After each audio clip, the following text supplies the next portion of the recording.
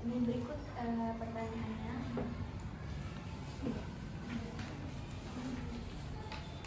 Oh baik, Bapak, pertanyaan yang pertama, seberapa sering guru di sini tuh menggunakan alat bantu mengajar seperti proyektor dalam proses belajar? Begini, kalau seringnya juga sering, tergantung dari mata pelajaran apa yang memang membutuhkan alat peragam tersebut. Jadi tergantung. Dengan mata pelajaran. Iya. Tapi di setiap kelas tersedia? Tidak, belum. Jadi sistemnya kalau mau pakai ambil jam. Cuma yang sering kelas 1 yang sering. Yang sering pakai proyektor. Karena itu visual. Iya. Yang kedua, apa program khusus yang dilakukan sekolah untuk meningkatkan kemampuan literasi dan juga numerasi, Bapak? Nah, begini, untuk kegiatan tersebut kita harus sering-sering minimal sebelum pelajaran dimulai, anak-anak itu dikasih buku untuk membaca. Itu juga dengan numerasi harus sering pelatihan. Gunakan itu. Setiap pagi kita menggunakan nggak ada. Ini memang sekarang itu kan literasi memang lemah. Jadi kan anak-anak kita saja kan ada cara WA panjang itu kadang dowo itu. Padahal membaca itu daya tangkapnya itu lebih kuat untuk melekat kepada memori pikiran itu, karena dengan membaca otomatis memori otak itu apalagi sambil berhayal itu lebih cepat. Makanya daya ingatnya orang dulu harus sekarang itu kan beda gitu.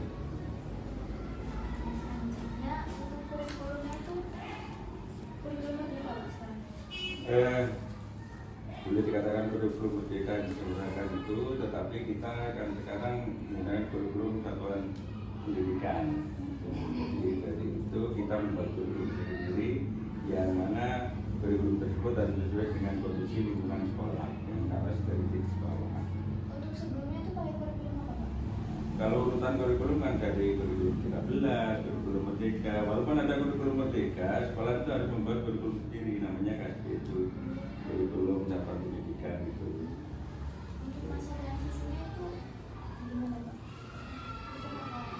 Masalah visi Dari ya menyesuaikan saja kan.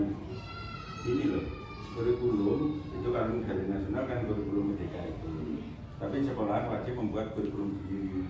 Aduannya kurikulum merdeka, namanya kurikulum satuan pendidikan. Jadi tidak seperti dulu. Kalau zaman dulu tahun 90-an katakanlah masih kurikulum apa itu yang pakai jurnal semuanya itu tuh kurikulum apa, ada kurikulum 75, terus kurikulum ada yang berbasis apa tuh, kemudian ada kurikulum 13 itu tidak berbentuk buku. Kurikulum 13 masih berbentuk buku, ada judul-judulan, itu kalau sekarang kurikulum merdeka tidak di-drop, ini bentuknya kurikulum merdeka tidak. Itu hanya ada gizi, kita membuat kurikulum sendiri. Baik, Bapak. Pertanyaan selanjutnya, apa tantangan terbesar dalam penerapan kurikulum tersebut? Pakai kurikulum yang dipakai sekarang. Kalau tantangan sekarang begini, masalahnya kurikulum harus sesuai dengan kondisi sekolah. Kemudian kurikulum tingkat nasional itu kan hanya sebagai acuan, kita membuat. Tantangan terbesar bagaimana guru mengaktualisasikan program sekolah yang tercantum di dalam kurikulum tersebut. Selanjutnya, metode pembelajaran seperti apa yang paling sering diterapkan oleh para guru di sini? Nah, rata-rata metode pembelajaran itu dari dulu sampai sekarang rata-rata metode ceramah. Terus kemudian ada kurikulum merdeka itu metode kelompok, berdiskusi. Cuma yang masih dominan itu metode ceramah. Metode demonstrasi itu juga ada.